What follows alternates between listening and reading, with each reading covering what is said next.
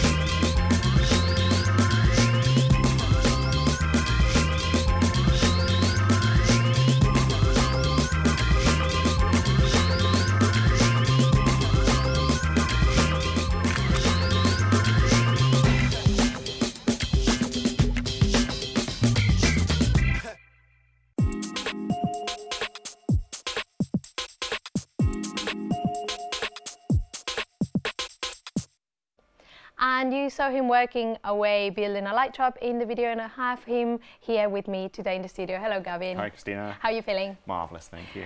Brilliant. So we saw you making a pretty simple trap in the video. There's only a few things that you need you can find around your house. When you're in the field, do you build similar light traps? Yeah, we often do. Well, there's different things you can do to attract insects to light. One of the simplest methods is that, just a sheet. When we're in the field in the tropics, ideally I go and field work in the tropics rather than the Midlands. But we generally use a really bright light, but it's essentially the same thing. You hang a really bright light over a sheet, and all sorts of insects fly in from the woods. That's amazing. So the key thing of the light trap is the light, I imagine, is the thing that is attracting all the insects to it. Yep, definitely the light, and then it's really up to you as to whether you're actively, as a sheet, collecting the insects as they come in, or whether you have a trap that sort of passively collects them, so they fall into like a collecting box, and then you look at them in the morning. So it's whether you're active or passive, I suppose. Oh, that's amazing. And would you be able to collect insects as well in such a big city as London, for example, which is a lot of light pollution? Oh yeah. Even in the middle of London. I mean, I get some amazing specimens sent to me from at a colleague actually collecting in Hammersmith on their balcony. A lovely little wasp that was only about the 10th record for Britain or something. Ah, that's beautiful. So wherever you are, but sometimes you have to limit. You can't use really bright lights when you've got neighbours overlooking your garden, for example. Fair enough. And should people expect to catch a lot of things to find so many insects in the light traps? Oh yeah, I mean, there's a great choice. So just in Britain, you've got over 1,000 species of moths. You've got loads of parasitoid wasps, which is not everybody's cup of tea, but it is mine. And basically loads of water beetles, caddisflies, whatever you can think of. There's all this sort of diversity of insects that fly at night. That's amazing. And all over the world as well. Oh, that's beautiful. So I suppose you can get surprised sometimes. What's the weirdest thing that you've ever encountered in one of your light traps? So, I mean, I suppose for me, you get unexpected things like I've occasionally had red admiral butterflies migrating, had a yellow-winged darter, a dragonfly pop into the light trap. They're always nice surprises. Sometimes I'm surprised by the noises. So there was next door neighbour's cat was in my porch at the light trap eating the beetles as they were coming in. So that was fun. But I've never. We do, I think, have a photo of the best thing ever to have turned up in a light trap. Oh, not what from was me. it? This is a puffin on the Isle of May. That's this incredible. is a guy called Mark Cutts. Took this. This is my favourite photograph ever. There is the best thing to be staring up at you in the morning when you go to check out your light trap. It's just snuggling in. I hope viewers can see it there. It's a little bit hidden, but it's kind of snuggle in the light trap. I suppose you saw the light and the feast of insects. Yeah, well, probably got a bit dazzled by the light. Flew into it. Apparently it was totally fine and flew off happily. But I imagine the puffin was wondering what on earth was going on. Any tips that you will give people if they want to set up a light trap? For example, what time of the year do you think is good to set up that? Any time of year you'll get some insects flying, but best obviously is the summer. You get the highest activity of insects when the weather is warm, when it's muggy, and when there's not too much moonlight. So the moon is a distraction from your light, so the less sort of light distraction you have, the better. And insects really love still, warm nights, and don't worry if it's drizzling a bit, they don't mind. That's amazing. We've had some questions coming in from people watching on Facebook, and they are actually asking about your work rather than the light trap. They want to know, let's see, we have George from Periscope, and he's asking, he's asking about the light trap. He's asking whether it would bother the insects that will get into the light trap. Would the whole technique bother them? I suppose it's very difficult to ask insects if they're bothered, I suppose. I mean, it is disrupting some of their natural activity. Yeah.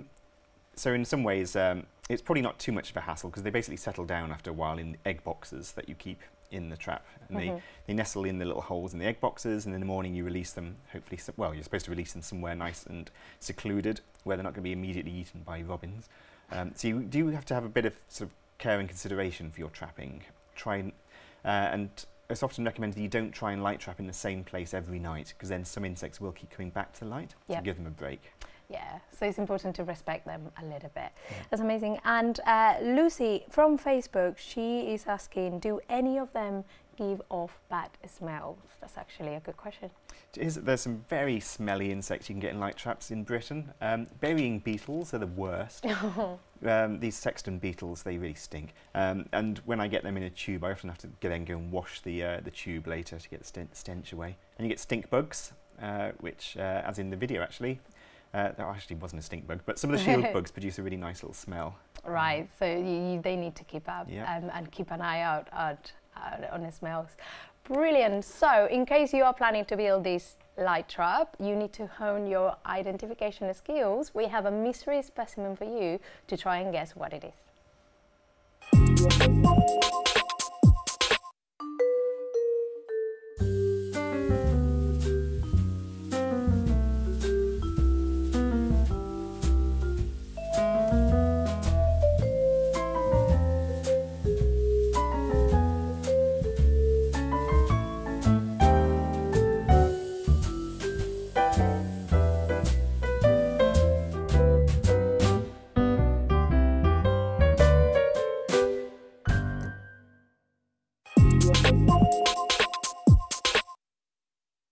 Okay, so that was a little bit strange. If you think you know what it is, comment below. And remember, we've got really weird and wonderful specimens here in the collection. So even if you have no idea, go ahead, try a wild guess, because you might even get it right. Gavin, any ideas what it is? I'm pretty sure it's a mermaid. We'll see. We will reveal the specimen at the end of the show, so stay with us. But I thought I'll give people a clue, Gavin. It's a specimen that we actually keep behind the scenes in our dry store. If that doesn't ring any bell, stay with us, because we're going to have a look at that area in the museum behind the scenes. Hi, I'm Ralph Britz. I'm a fish researcher here at the Natural History Museum, and I'm going to show you today some of the amazing skeletons that we keep here in the large vertebrate store. So follow me and I'll show you.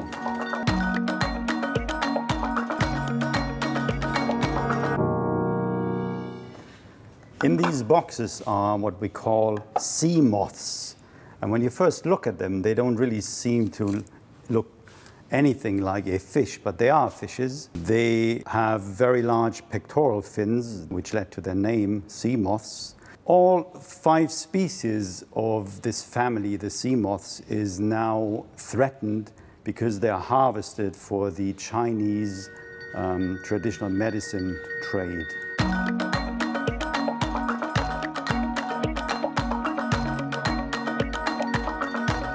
Now this is the skeleton of a black marlin. Black marlins are among the top predators in the oceans, reaching up to 4.5 meters in size and about 800 kilos in weight. But we must not forget that they actually start from a tiny little larval stage where the head makes up half of the body, so they are already top predators in the plankton. These marlins are adapted to life in the fast lane. They reach swimming speeds of between 60 and 80 miles an hour. That's around the speed limit on the M25. They have this very big half-moon-shaped tail. We call it semilunate. The spine consists of these vertebrae which have a very long extension going forward, which interlocks them into a very stiff spine so that any forward thrust is not directed into any other direction than forward. To catch their prey, they have this really massive bill, and they hunt by selecting individual prey items in a big shoal, and they knock them out and stun them by sidewards movements of their bill. But they also use the bill to pierce larger prey items and kill them. And sometimes during their hunt, maybe, they might encounter a ship, and they are so powerful that when the bill hits the ship, it actually gets embedded in the timber sometimes. And this is a specimen in our collection where we have 2 of those bills from 2 different marlins embedded in the wood. So that's the weird and wonderful fishes we have in our collection.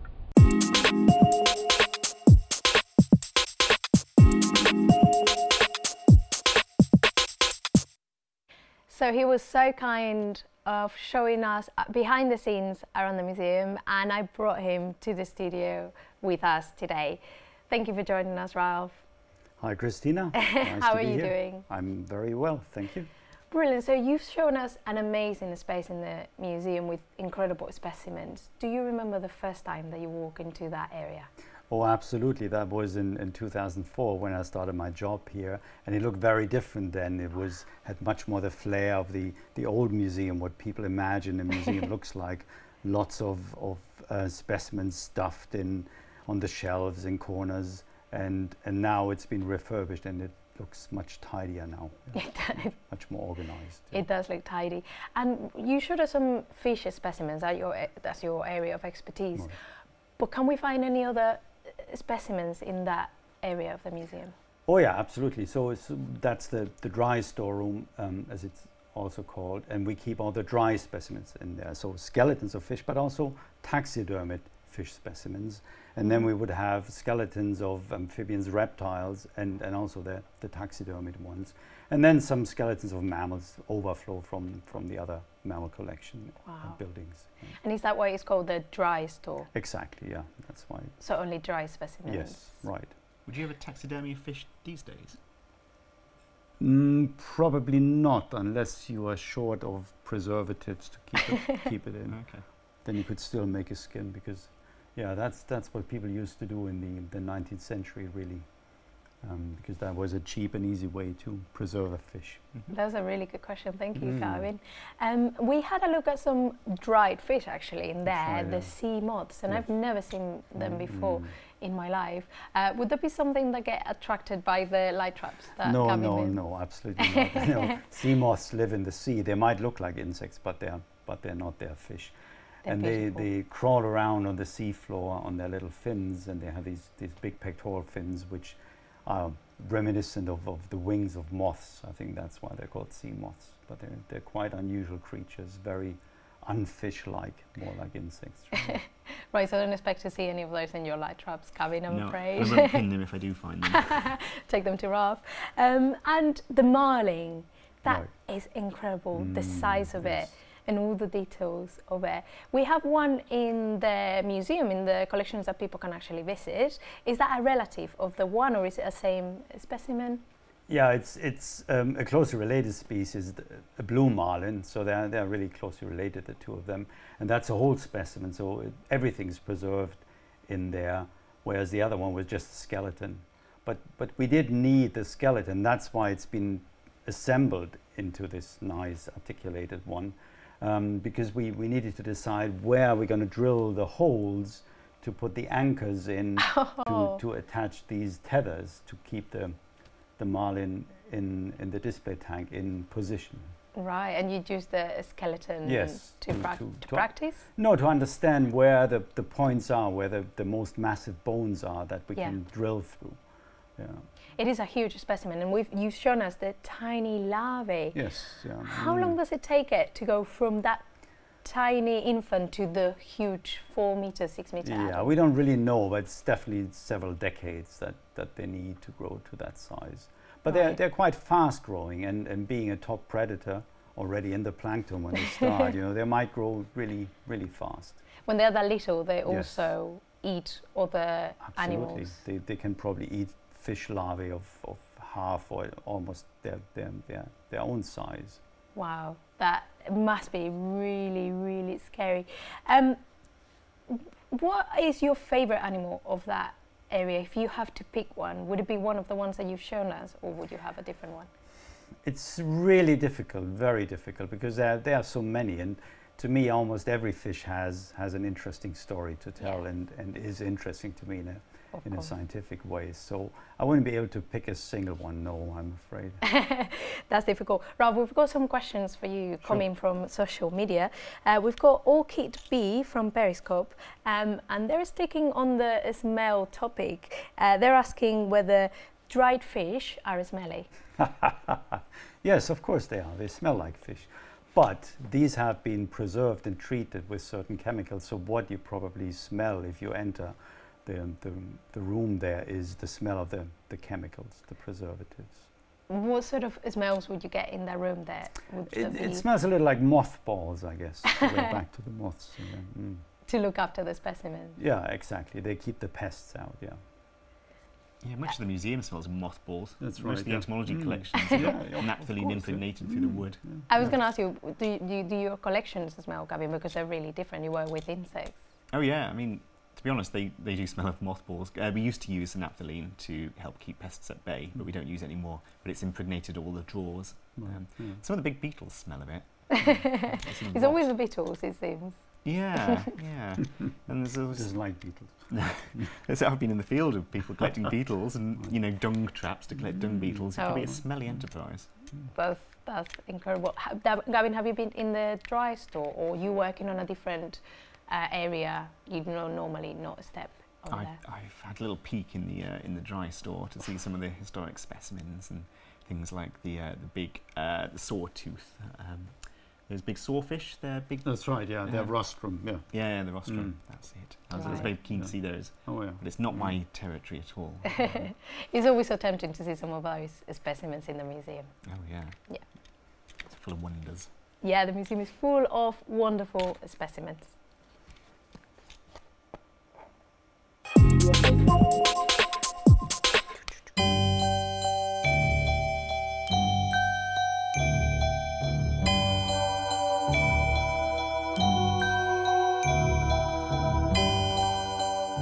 Some reindeer probably do have red noses, but this may be due to the presence of these little creatures, these little flies, called affectionately snotbots, the reindeer botflies. The female adult botfly will fly along and she squirts the larvae up the nostrils of the reindeer. The larvae then goes down the throat and attaches at the base of the throat where it starts feeding. When the larvae gets to about 2 or 3 centimetres, this is when it wants to leave its host. So what it does is it irritates the lining of the throat, causing the reindeer to either snot it out or cough it out. So we always kind of feel sorry for Rudolph, but maybe he's upset because of these little botfly rather than the other reindeer.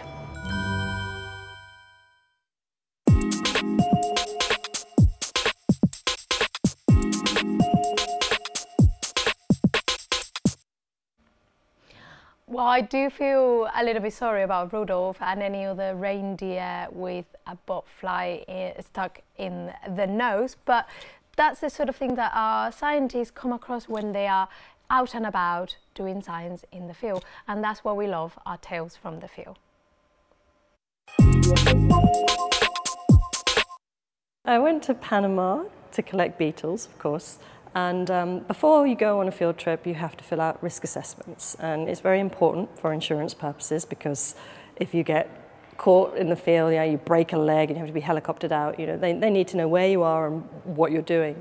So you can fill these things out to the best of your knowledge. So it's things like, what dangerous animals will you encounter? Where will you be staying? What are your methods of transport? We took about 2 hours to get to our field site, and I was like, okay, so you guys have been here before, my in-country hosts.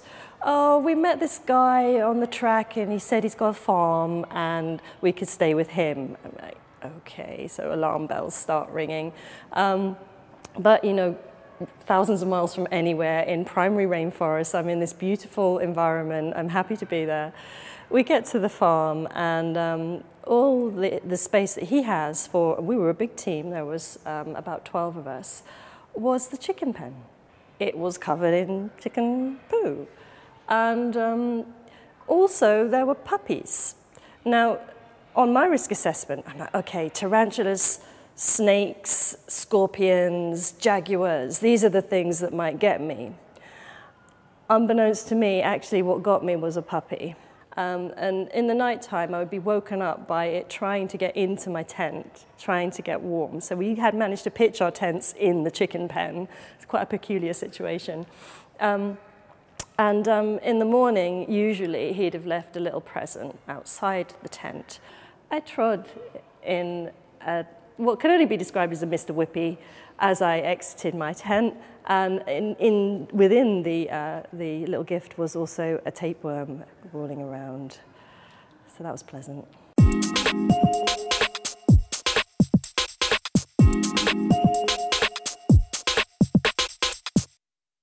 Okay, so a puppy and a tapeworm, those were the most dangerous things that Beulah encountered in the field. What about you, Ralph and Gavin? What's the most dangerous thing that you've encountered, if any?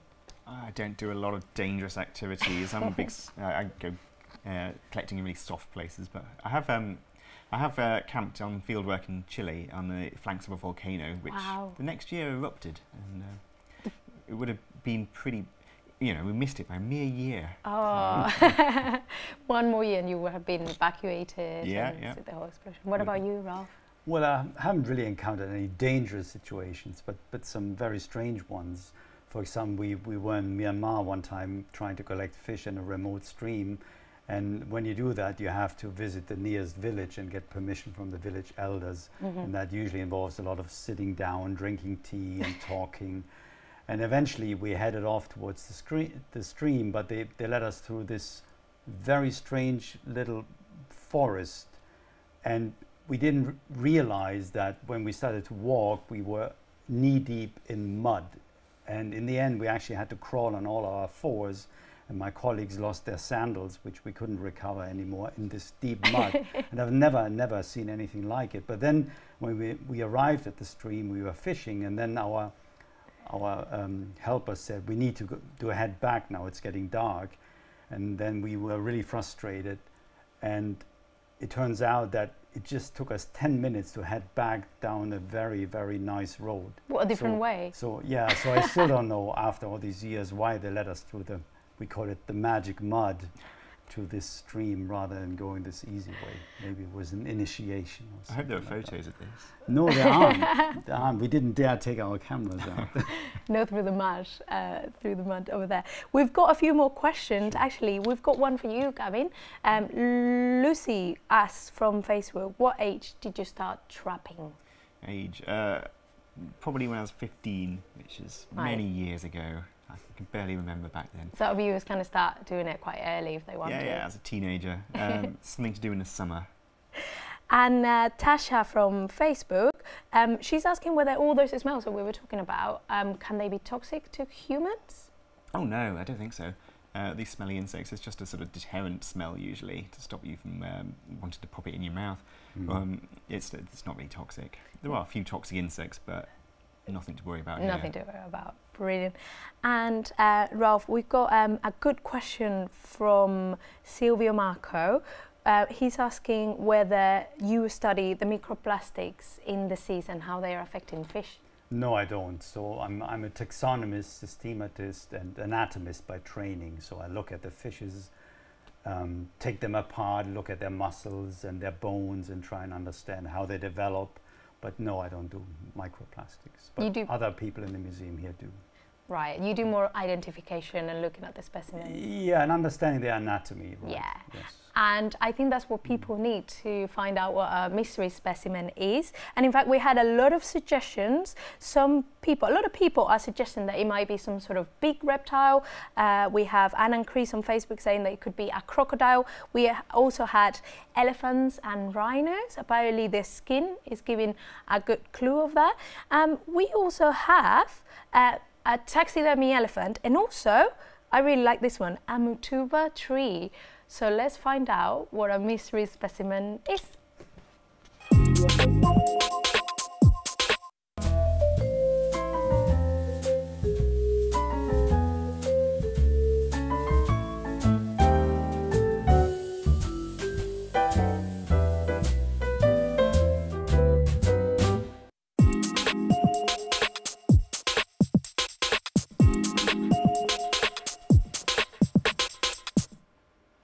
So really good suggestions. It was a difficult one, this one, I think, but it was a sandfish. And look at the size of this one.